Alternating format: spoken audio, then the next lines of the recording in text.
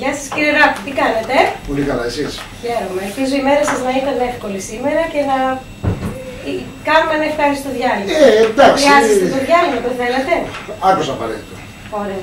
Ελπίζω να ήρθατε στην κατάλληλη στιγμή του διαλύματος. Είναι αυτό η μέση της μέρας, είναι ό,τι πρέπει για... Αυτό και στο τηλέφωνο σας είπα ότι είναι πιο κατάλληλη ώρα για μένα, γιατί μετά αρχίζουν τα απογευματινά τμήματα και υπάρχει δυσκολία. Κατάλαβα. Σέβομαι απόλυτα τον χρόνο σας. Θέλω να σας ευχαριστήσω εκ των προτέρων που με δεχτήκατε, μου δώσατε αυτή την ευκαιρία. Πιστεύω ότι θα έχουμε μια ωραιότατη συζήτηση που θα ωφεληθείτε κι εσείς κι εγώ από αυτά που θα συζητήσουμε. Και εγώ ελπίζω να ακούσω κάτι έτσι το ενδιαφέρον, και σας είπα και στο τηλέφωνο ότι τουλάχιστον αυτή την περίοδο έτσι δεν έχω σκεφτεί κάτι να ξεκινήσω κλπ. Αλλά πολύ ευχαρίστως να κουβεντιάσουμε. Κανείς πριν με συναντήσει, κάποιοι πιθανόν να το έχουν σκεφτεί, κάποιοι όχι. Είμαι εδώ για να δούμε αν υπάρχουν καταρχήν ανάγκες. Δεν σημαίνει ότι επειδή συναντηθήκαμε είναι σίγουρο ότι και μπορείτε να ασφαλιστείτε και έχετε ανάγκες πάνω σε αυτό. Να δούμε λοιπόν και οι δύο αν υπάρχουν ανάγκες, σε τι ύψος υπάρχουν αυτές και αν μπορούμε να τις καλύψουμε. Δυστυχώς ή ευτυχώς δεν μπορούμε να καλύψουμε όλες τις ανάγκες και δεν μπορούν να ασφαλιστούν όλοι οι άνθρωποι. Άρα είμαστε και οι δύο με αυτά τα ερωτήματα. Θα ήθελα, αν δεν έχετε αντίρρηση, να μου δώσετε την ευκαιρία να σας κάνω... προσφέρουμε, γιατί έχουμε γραμματέα μέσα στο φροντιστήριο. Δεν πειράζει, σας ευχαριστώ. Προτιμώ σε κάθε ραντεβού να μην πίνω καφέ, γιατί... Καθώς πλέον τον καφέ του, δεν έχει σημασία. Να είστε καλά, χαίρομαι που έχετε χιούμορ, γιατί...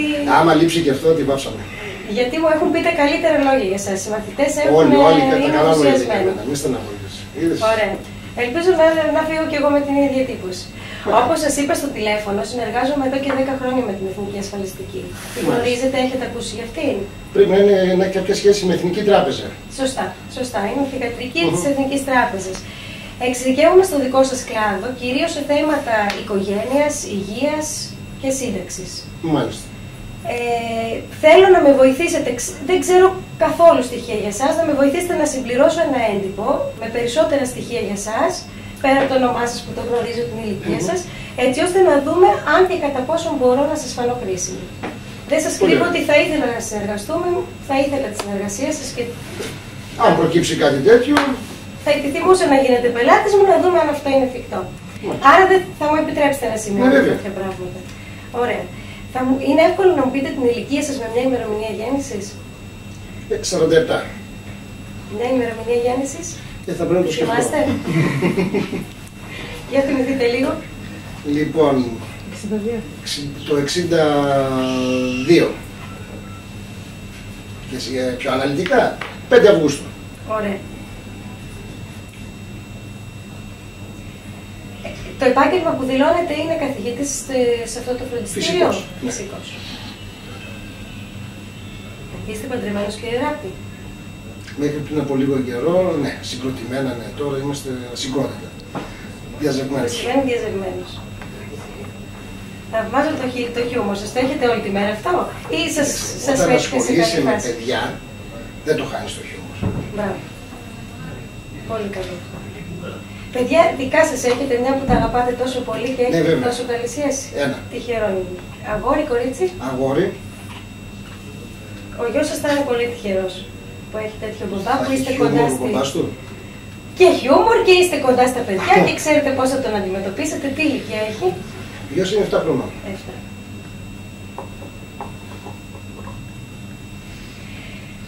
Το ταμείο σας είναι το ΤΕΒΕ, σωστά? Ωραία. Και ΤΕΒΕ, το ΑΕ, όπως λέγεται τώρα, μετά τη συγχώνευση όπως έχουμε. Μάλιστα.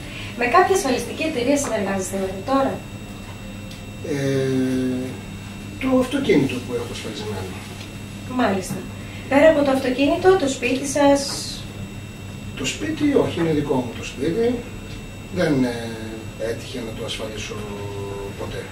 Η μοναδική σας ασφάλιση, συνεπώς, είναι το αυτοκίνητο. Ναι. Με ποια εταιρεία συνεργάζεστε? Με απασχολήσω. Να με τη χρησιμοποιήσετε. Όσον αφορά την αποταμίευση, όσο μπορεί κάποιος να αποταμιεύει, είστε θετικός σε αυτό? Μπορείτε να καταφέρετε? Η αλήθεια είναι όχι. Δεν έτυχε να κάνω αποταμίευση. Εννοείται δηλαδή να βάζω κάποια λεφτά στην άκρη κλπ. Όχι, τώρα έτσι όπως κινούμαστε, ό,τι βγάζουμε τα ξοδεύουμε. Ούτε μικρή ούτε μεγάλη. Όχι. Είστε θετικός παρόλα αυτά, θα θέλατε να αποταμιεύετε? Πιστεύω ότι όλος ο κόσμος θα ήθελε, είναι βέβαια, θετικός. Έχετε βρει μέχρι τώρα τρόπους για καλύτερη αποταμίευση? Έχετε σκεφτεί? Κοίταξε, η αλήθεια είναι ότι ένα λογαριασμό για τον γιο έχω ανοίξει στην τράπεζα. Συγκεκριμένα στο ταχυδρομικό ταμιευτήριο έχουμε κάνει ένα λογαριασμό. Εγώ που παλιά είχα τον κουμπαρά του ταχυδρομικού ταμιευτηρίου, οπότε τώρα αντί να ψάχνω τον κουμπαρά, τον έκανα λογαριασμό, ας πούμε. Το θέμα είναι πότε βάζεις όμως. Εντάξει, κάποια λεφτά μπαίνουν πάντως. Μάλιστα.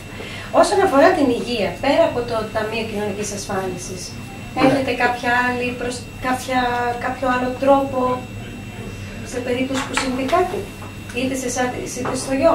Όχι, η αλήθεια είναι τελευταία είχα συζητήσει με την Express μια συνάντηση, μια κουβέντα που μου είχαν κάνει, αλλά πάλι δεν το προχώρησα. Με την Express Service εννοείται? Ναι, ναι. Μου είχαν έρθει εδώ μια κοπέλα, ήταν παλιά στο φροντιστήριο και ήρθε και με ενημέρωσε για το ιατρικό τμήμα της Express.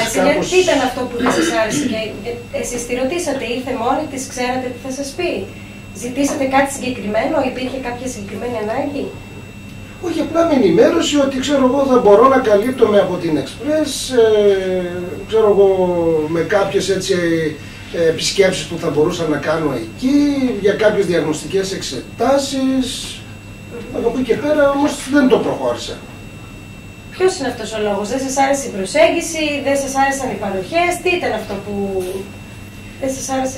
Δεν κατάλαβα για ποιο λόγο δηλαδή να έχω την Express, ας πούμε, όταν τώρα μου είπε για τις διαγνωστικές, πάω και με το ΤΕΒΕ και κάνω τις διαγνωστικές εξετάσεις όταν θα χρειαστούν. Μάλιστα.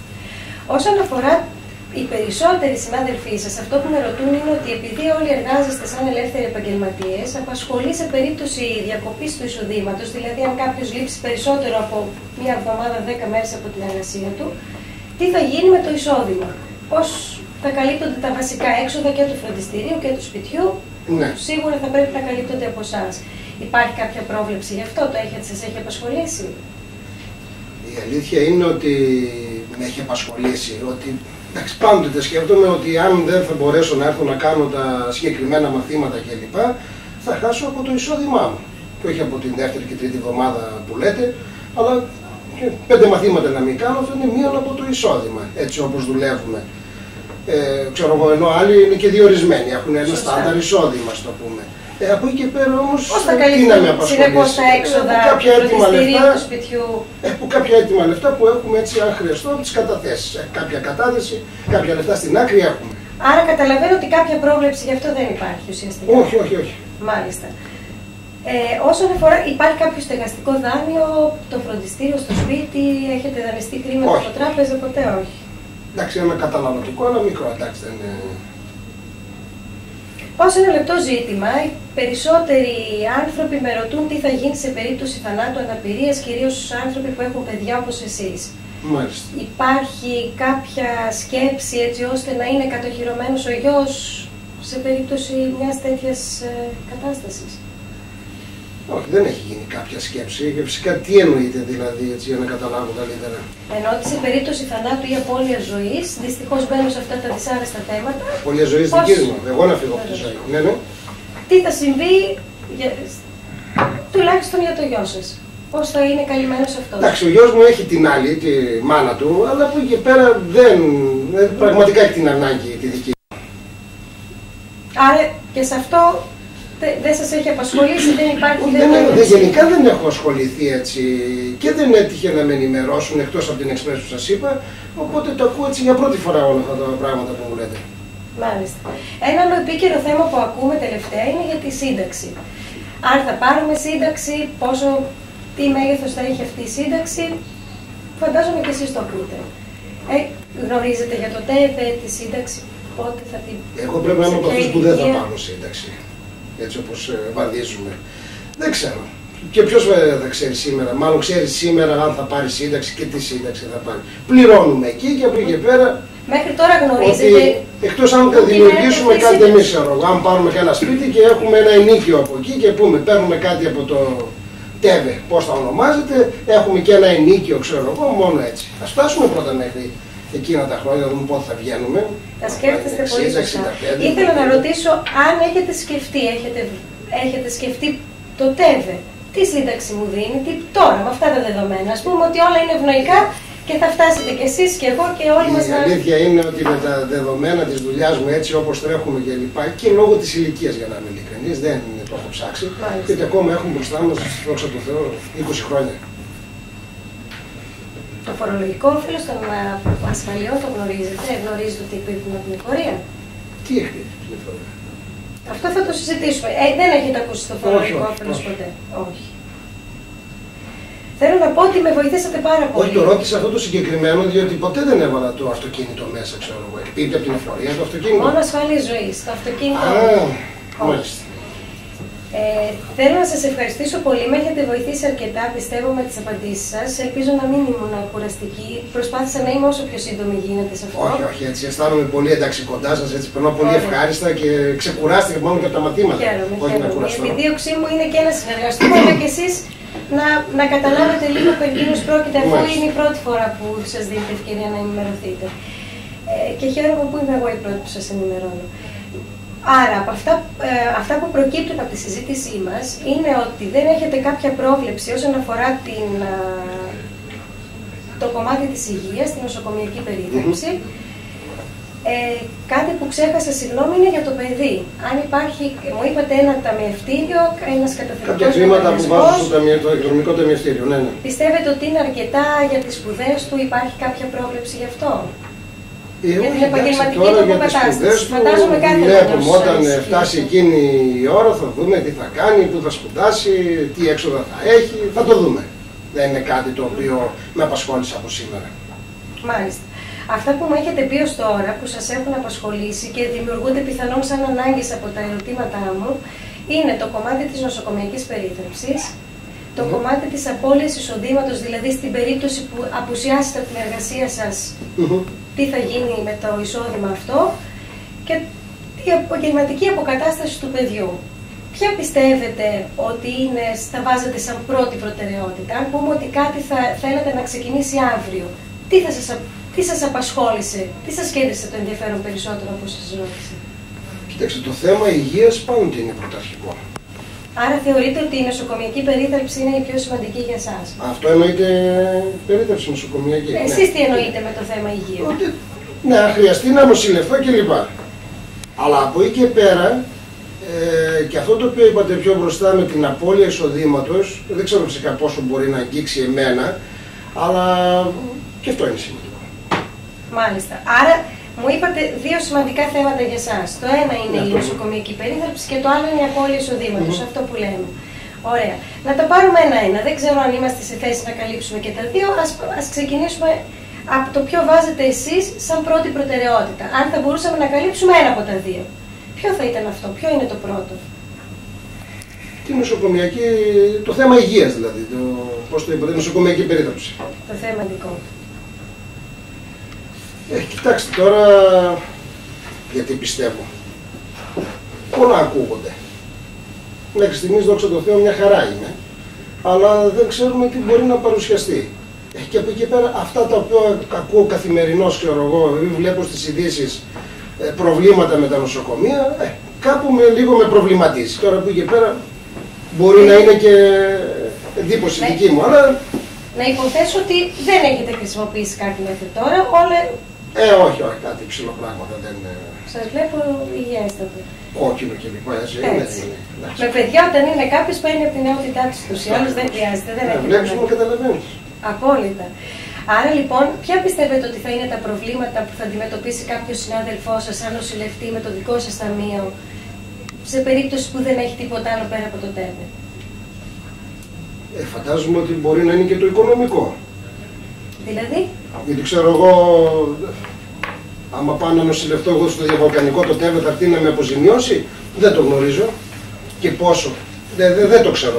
Άρα λοιπόν αυτό που σας απασχολεί με το ταμείο και σας δημιουργεί κάποια ανασφάλεια, καταλαβαίνω ότι είναι το οικονομικό. Αν θα καλύψει το ΤΕΒΕ μια ιδιωτική κλινική, η επιλογή σας θα ήταν ιδιωτικές κλινικές ή δημόσια νοσοκομεία? Θα προτιμούσα ιδιωτική κλινική. Γιατί με τρομάζει αυτό το πράγμα να με βάλουν σε ένα διάδρομο, ξέρω εγώ, με τα ράντζα πολυτελείας που χθες το άκουγα, γι' αυτό το λέω τώρα. Είναι επίκαιρο. Έτσι. Άρα λοιπόν, για εσάς είναι σημαντική η θέση νοσηλείας, η ιδιωτική κλινική. Πώς θα ήταν η ιδανική περίθαλψη για εσάς? Αν σας έλεγα ότι το ΤΕΒΕ έρχεται να σας καλύψει ό,τι θέλετε. Αυτά που θέλετε εσείς για να νιώθετε επαρκείς με το ταμείο σας, ποια θα ήταν? Σίγουρα κλινική, ιδιωτική κλινική.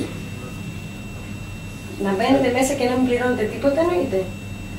Τώρα το να μην πληρώνετε, δεν ξέρω πώς μπορεί να λειτουργήσει. Πώς θα θέλατε εσείς, ποια είναι η δική σας φιλοσοφία? Όσο το δυνατόν λιγότερα να βάλω από την τσέπη μου. Θα μπορούσα να πω. Αλλά τώρα ξέρω εγώ, φαντάζομαι ότι δεν είναι τίποτα εξαρισμένο. Για ό,τι και αν μπεις πληρώνεις τόσο. Μάλιστα. Ποιες πιστεύετε, δεν έχω καταλάβει λίγο ποιες θα είναι οι συνέπειες. Ποιες θα είναι οι συνέπειες αν νοσηλευτεί κάποιος με το δικό σας ταμείο? Πείτε μου πάλι σε μια ιδιωτική ή δημόσια κλινική, ανάλογα τι θα επιλέξει. Το οικονομικό. Αυτό δεν με ρωτάτε? Δηλαδή, αν συνέβαινε σε εσάς, πώς θα καλύπτεται αυτό το οικονομικό? Το πώς θα το κάλυπτε? Δεν ξέρω αν θα έφταναν από αυτά που έχω στην άκρη ή αν θα έπρεπε, ξέρω εγώ, να πάρω ένα καταναλωτικό δάνειο. Τι να πω τώρα, ξέρω, δεν μου έρχεται κάτι άλλο στο μυαλό. Αλλά σίγουρα θα πρέπει να βρεθεί κάποια λύση εκείνη τη στιγμή. Οπότε το θέμα είναι και ποιος θα τρέξει. Τώρα είμαι μόνος μου με το παιδί. Εντάξει, περνάνε και τέτοια από το μυαλό μου, ας πούμε. Άρα μου περιγράφετε μια ανασφάλεια σε αυτό το τομέα. Μια ανησυχία, ναι. Θεωρώ ότι είναι κάτι που σας ενδιαφέρει πραγματικά. Ναι, σωστά.